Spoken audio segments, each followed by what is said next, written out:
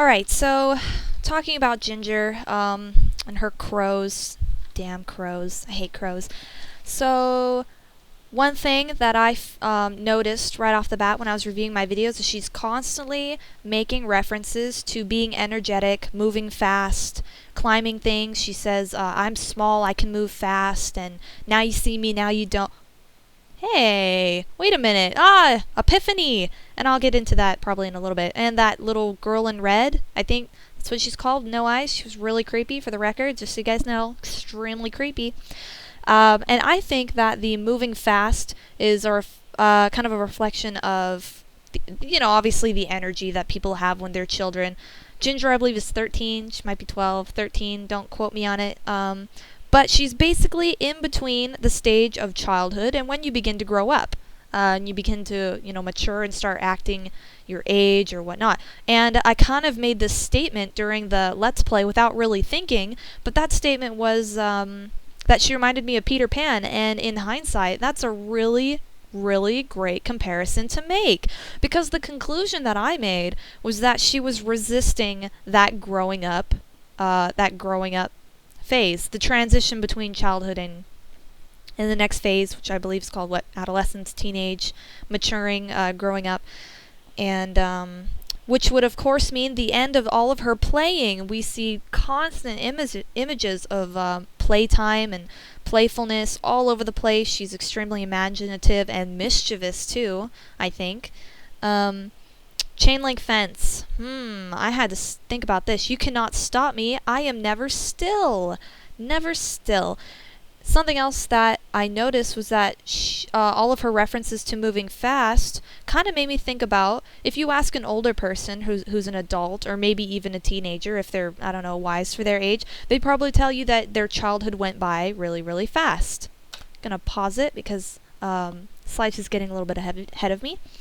They'll tell you that their childhood was just way too fast. It was gone. And I know that when I was young, I heard adults tell me all the time, your childhood is only there for a moment, so enjoy it while you got it, because it's there one day, and then it's kind of like you wake up the next day and you realize that your childhood's over. That's the way it's been described to me. So I think that that's something that they're also trying to say, that childhood is only a very, very short amount of time. And Ginger is resistant to let go of it. The chain link fence, which we saw the picture of a moment ago. Chain link fence, well, the way that I came up with that is fences are meant to separate one area from another, and I think that in this case, it symbolizes the separation between Ginger's childhood, and on the other side of that fence is the journey to adulthood, eventually adulthood or adolescence, or basically maturation and the teenage stage of growing up and becoming an adult. And that's why the fence is really, really important, because she doesn't want to cross that fence. And the barbed wire on top, maybe we'll talk about that a little bit later, ends up being pretty important, I think. I think you'd say that it was. And we have this little person here. Will you take a look at her? She looks like the girl in white, but she's not. She's the girl in red. She has completely black eyes, or possibly no eyes at all, which would just be really, really creepy. She looks really similar, but if you look closely, her hair is actually a little bit different. Her pigtails are pointed up, which is kind of interesting, and I could probably go into some detail. Oh, I think I will. Alright, well, the girl in white, her pigtails are pointed downward, and usually things that are pointing downward are positions of submission. People point their hands downward. That's usually a posture of submission. However, her pigtails are pointed upward, and they're on her head, so I was actually thinking, the way that I was going with this is, they kind of look like horns. And as we all know now from watching it, we know that she's not a benevolent entity like the girl in white is. She's a malevolent, the opposite of good. She's bad. She's bad. So, that and the red. You know what I was thinking of, honestly? When you watch cartoons as a little kid, what did little devils always look like? They looked like tiny little red things with little tails, with a little arrow on the end of their tail, and little horns, right? And usually carry pitchforks, and they're really cartoony looking, right? Well, she's wearing red, and she's got little horn-like pigtails. That's at least what I was thinking, and it's probably far different from anybody else's. But so she goes and she plays with this playmate who's a playmate. Turns out to not be such a great playmate after all.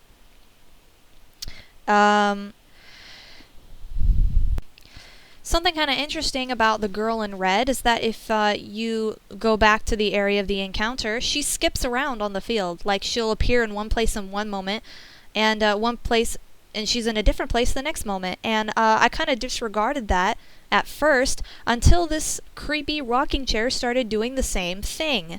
And at that point, I basically said to myself, this has got to be something that's important, and that isn't just kind of just happened.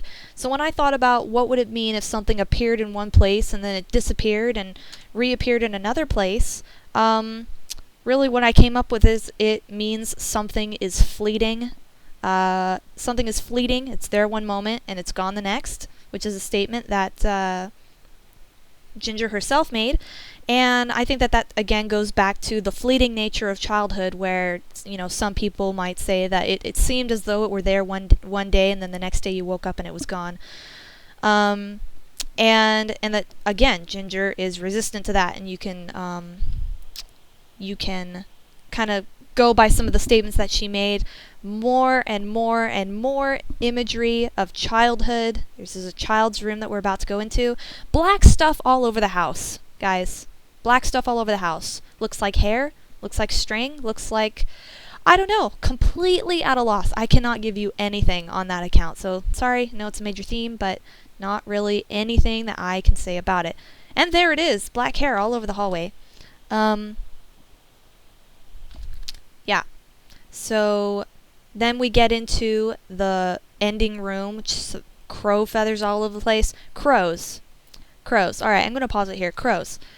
I did some looking up on crows, and really the only thing that I can say about crows is that, as is kind of intuitive to me, crows are often associated with bad news, almonds, bad almonds. I think that's the double negative, though, if you say a bad almonds, because almonds are bad. But evil almonds, kind of like bringers of misfortune and bad news. Crows or ravens, I guess, same thing. You have Edgar Allan Poe, very, very famous short story, The Raven. And that's kind of intuitive, I guess, because that's maybe why I don't like crows. This is interesting. And then we have the barbed wire. Barbed wire, which was on top of the fence that we crawled under. Isn't that a little bit interesting that now barbed wire is all over the house when it was that she crawled underneath the fence? I thought that was kind of interesting. I was totally expecting her to climb on top of the fence, but she didn't. She climbed under it. This might get, yeah, there it is. This might get a little bit disturbing. Totally turned my stomach when I saw this. I had to go frame by frame to get these snapshots. Severed head of Ginger. It looks like clearly the girl in red is in charge of the barbed wire. She appears to be able to touch it with no problem. She might be stringing the barbed wire. Another picture of Ginger, those are her feet. Not sure really what's going on, but I was taking a look at it, and you see some scribbles in the middle, which I can't really make out, but more barbed wire, and it looks like it's being placed by the girl in red. Another photo of her moving fast, because Ginger is never still. Remember? She's never still. She's always moving fast. And then we have the girl in red, who appears to have some flowers growing out of her, which is interesting. If you look at the other snapshot that I had, she had flowers growing out of her. Kind of weird. Flower field. In any case, about the barbed wire, because I said that I think that the fence imagery is referencing the divide, the transition, having to cross over from childhood into growing up and maturation, and it's something that Ginger has been refusing to do. I think that barbed wire is maybe if I think about it, I can't really come up with too much, but it's barbed wire on top of that fence, and she really can't stop from being able to cross. It's not something that you can resist. It's going to happen whether you like it or not. And maybe this girl in red, symbolizes eternal childhood and mischievousness. It's a new word that I'm just making up right now.